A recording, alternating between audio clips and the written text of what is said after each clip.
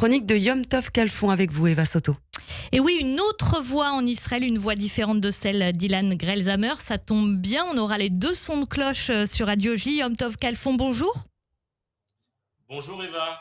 Yom Tov Kalfon, évidemment, on revient avec vous sur ces tensions internes en Israël, notamment suite au limogeage de Ronen Bar, le chef du Shin Bet. Le début de processus de limogeage est enclenché et ça suscite beaucoup de tensions en Israël. On vient d'en parler d'ailleurs avec Ilan Grelzamer, des manifestations, etc. Votre regard là-dessus? Écoutez, je vais vous dire honnêtement, Eva, c'est un regard de gravité. Je pense que les tensions internes en Israël sont très dangereuses pour le pays. De par notre histoire juive, nous le savons, que lorsque le peuple juif est désuni, c'est dangereux pour le peuple juif. Le deuxième temple, il y a 2000 ans, a été détruit à cause de cela par les Romains parce que nous étions désunis.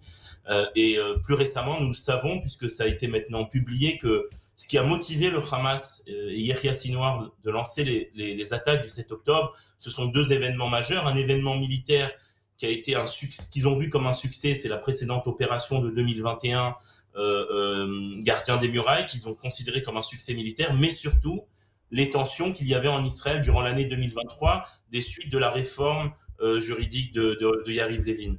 C'est ce qui a poussé les terroristes du Hamas à rentrer en guerre contre Israël parce qu'ils ont vu qu'on était en train de se déchirer entre nous dans le pays. Et malheureusement, 1 an et demi après, on a l'impression d'être retourné, j'ai envie de dire, à la case départ, à la case du 6 octobre, où de nouveau, il y a des manifestations monstres dans le pays, des décisions gouvernementales problématiques, il faut dire les choses comme elles sont, et qui créent des tensions, alors qu'à l'heure actuelle, à l'heure où nous parlons, nous avons des soldats, des réservistes, sur le terrain, en train de combattre à Gaza, alors que dans le reste du pays, les gens sont en train de se déchirer de nouveau entre gauche, droite ou pro-gouvernement, anti-gouvernement.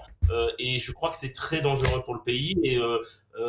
Alors j'ai entendu Ilan Grelzamer juste avant, moi je me place pas forcément de l'autre côté. J'ai envie de me dire, je ne suis ni pour ni contre les uns ou les autres. Je suis un petit peu, j'ai envie de dire, la troisième voie qui serait là pour dire, venez, on se réveille.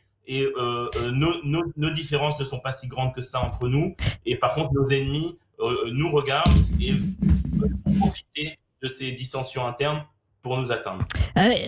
Qui désunit le peuple israélien? Est-ce que c'est les manifestants? Est-ce que c'est les décisions du gouvernement? Est-ce que c'est les deux? Je pense que c'est les deux, les torts sont partagés. Alors évidemment, le gouvernement, vous l'avez dit vous-même, Eva, a ses revendications. Netanyahou dit qu'il a été élu. C'est vrai qu'il a aujourd'hui une large coalition de 68 mandats sur 120 et il dit qu'il veut gouverner. De l'autre côté, les gens vont dire que ce gouvernement est le gouvernement du 7 octobre et que de la même manière qu'on demande de manière légitime à tous les dirigeants sécuritaires de prendre leurs responsabilités, de démissionner, c'est ce qu'a fait le chef d'état-major, c'est ce qu'a fait le ministre de la Défense, c'est ce qu'ont fait d'autres chefs sécuritaires. Ce gouvernement devrait peut-être lui aussi redemander la confiance du peuple après le 7 octobre, surtout que s'il y a une période de trêve, etc., on comprend que quand on est sous le feu de la guerre, c'est difficile d'organiser des élections, mais quand il y a une trêve, ça peut être possible, ça peut être légitime que le gouvernement qui était en place durant la pire catastrophe de l'histoire d'Israël au moins redemande la confiance au peuple, et chose que pour l'instant ce n'est pas fait puisque le gouvernement compte pour l'instant aller jusqu'au bout de son mandat en octobre 2026. Donc je crois personnellement que les torts sont partagés, que les revendications sont légitimes de part et d'autre. Maintenant, parler de guerre civile, comme ça a été sous-entendu par l'ancien président de la Cour suprême, Aaron Barak, c'est, je crois, très dangereux. On n'a pas le luxe de se permettre une guerre civile dans un pays qui est attaqué sur 7 fronts par des centaines de millions d'ennemis, un minuscule pays, un minuscule peuple. On n'a vraiment pas ce luxe-là. On a d'autres problèmes que de se tuer entre nous. Faut dire les choses comme elles sont. Donc pour moi, c'est très dangereux, toutes ces voies-là. Et je crois qu'on devrait tous faire en sorte de baisser,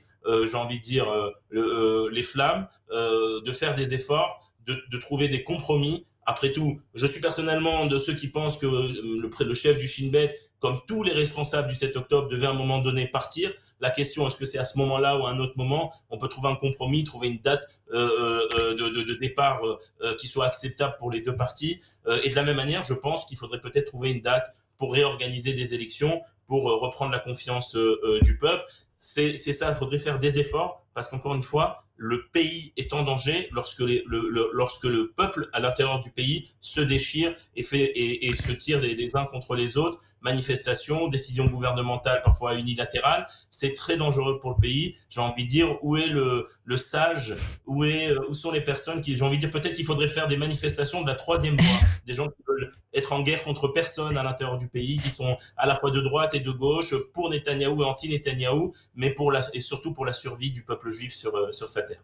Merci beaucoup Yom Tov Kalfon, qu'on retrouve bien sûr avec beaucoup de plaisir chaque semaine sur Radio J. À la semaine prochaine, merci. Merci à vous. Et merci à vous, Eva Soto. On vous retrouve dans 10 minutes pour le nouveau journal. Radio J.